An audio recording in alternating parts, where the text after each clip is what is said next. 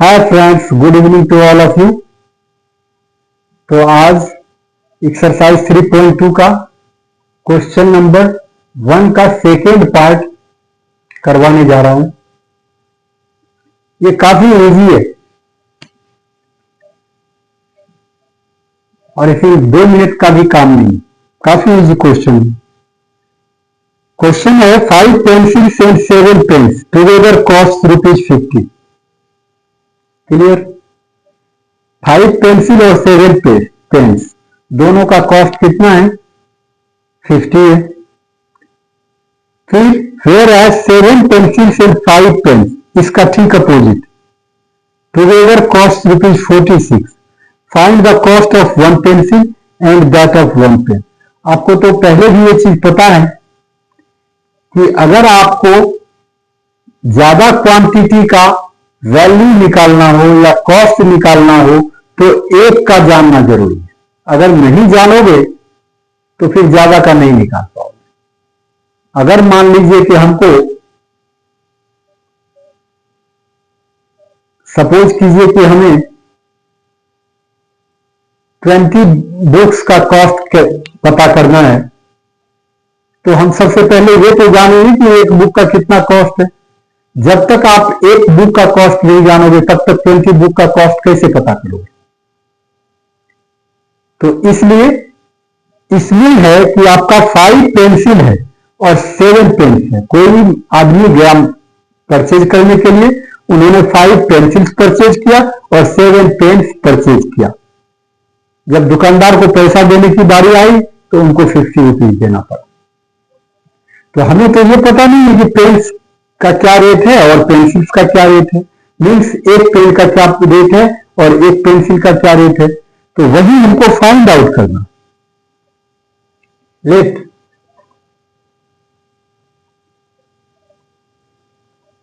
Late cost of a pen and a pencil be ₹X and ₹Y respectively।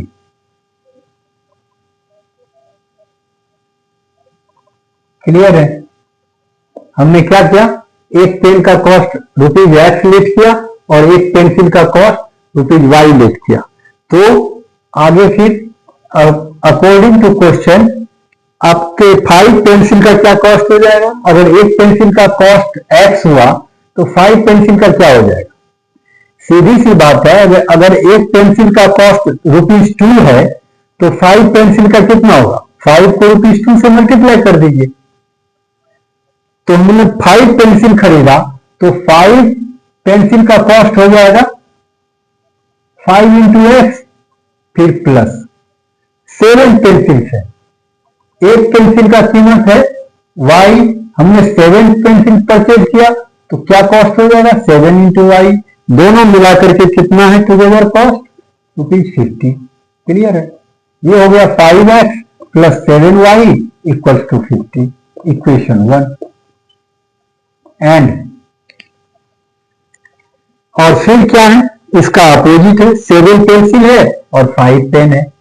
एक pencil का कीमत है Y रुपये, 7 पेंसिल है तो 7 into Y हो जाएगा, प्लस फिर 5 पेन्स है तो 5 into X हो जाएगा। ये कितना हो जाएगा? ये गिवन है आपका 46। That means 7Y plus 5X equals to 46, equation 2। अब इसको भी क्या करना है? ग्राफ पे दिखाना है। ग्राफ पे दिखाने के लिए क्या करना पड़ेगा? आपको टेबल बनाना पड़ेगा। चलिए तो फिर इसका मैं बताता हूं कि कैसे टेबल बनाएंगे। स्टार्ट करते हैं फ्रॉम इक्वेशन 1। इक्वेशन 1 से क्या हो जाएगा? 5X equal to 50 minus 7Y। Clear? 5X plus 7Y equal to 50। अगर 5X निकालेंगे तो क्या हो जाएगा, 7y उधर चला जाएगा तो 50 माइनस 7y होगा। और इंप्लाई डालिए, इससे x की वैल्यू निकालिए, क्या हो जाएगा 50 माइनस 7y बाय 5। क्लियर है। अब देखिए इसको कुछ नहीं करना, जब भी आप x या y निकालोगे तो इसको कुछ नहीं करना। ये जो y है, यहां y की अगर वैल्यू कुछ सब्स्टिट्यूट कर देंगे तो हमारा फाइनली कैलकुलेट करके जो आएगा वो x की वैल्यू हो जाएगा। इसीलिए y को लेफ्ट करते जाएंगे और x की वैल्यू आता है। चलिए, if y equals to, y क्या है, पेंसिल का कॉस्ट, आप कुछ भी लेट कर लीजिए, जो भी चाहे।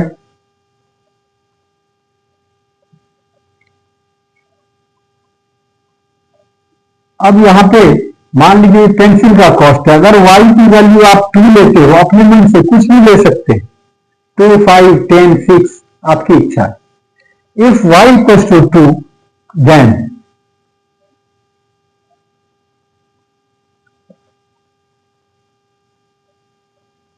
अब लेकिन होगा क्या, ये आप गौर कीजिए, x equals to 50 minus 7 into 2 upon 5, यही होगा।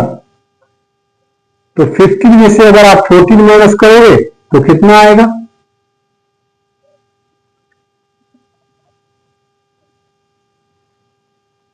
थर्टी सिक्स बाय 5 करोगे तो ये पॉइंट में आएगा। वहां पर क्या होगा, आपको फिर उसको ग्राफ में दिखाने में प्रॉब्लम आएगी। तो इससे बचने के लिए क्या करेंगे, हम ऐसा नंबर लेंगे जो कि हमारा डिविजिबल हो जाए।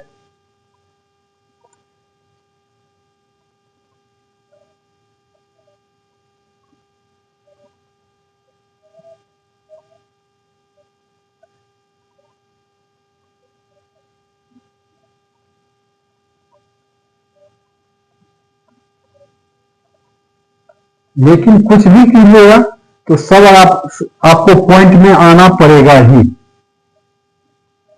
ठीक है, चलिए, तो ये हो गया कितना, 36 अपॉन 5 है ना, 50 माइनस 14 अपॉन 5। अब ये कितना हो गया, 5 7 जा 35, 7.2। अगर y की वैल्यू हम 2 रखें तो ये 7.2 आया। इसी तरीके से क्या करने हैं, इफ y इक्वल्स टू, अब कुछ और रख दीजिए, चलिए हम 5 रख देते हैं, एक बार देखते हैं क्या होता है। x इक्वल्स टू हो जाएगा 50 minus 7 into 5 by 5 means 50 minus 35 by 5, तो ये हो गया 15 बाय 5 दैट इज 3। अब y की 5 रखे तो x की वैल्यू 3 आ गया। अब कोई एक माइनस वाला रख लेते हैं, if y equals to,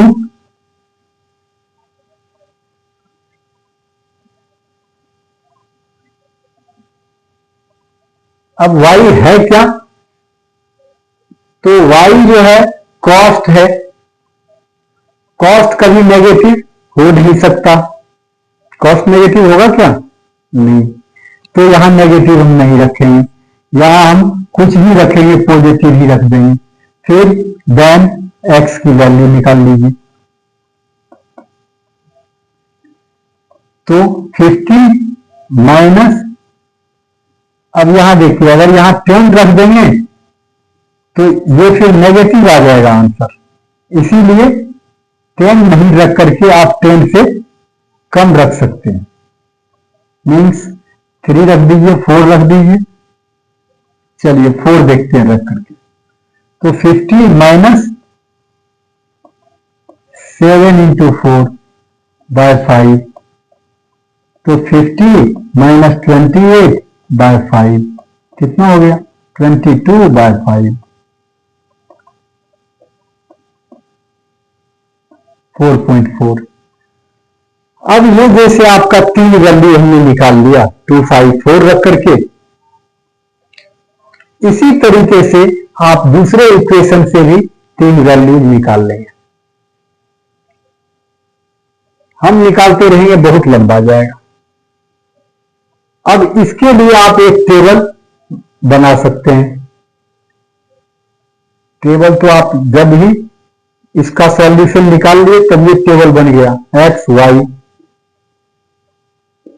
x की वैल्यू 2 तो वाई की वैल्यू 7.2, सॉरी वाई की वैल्यू 2 तो एक्स की वैल्यू 7.2, वाई की वैल्यू 5 तो इसकी वैल्यू 3, वाई की वैल्यू 4 तो एक्स की वैल्यू 4.4। अब देखिए इसको हम ग्राफ पे दिखा देंगे, सीधी सी बात है। इसमें मैक्सिमम आपका कितना है? 7 है। आप 8 तक ले सकते हैं, वो भी एक्स में। 1, 2, 3, 4, 5, 6, 7, 8 ले लिया। वाई में ज्यादा हम कहां तक है? 5 तक है। 1, 2, 3, 4, 5।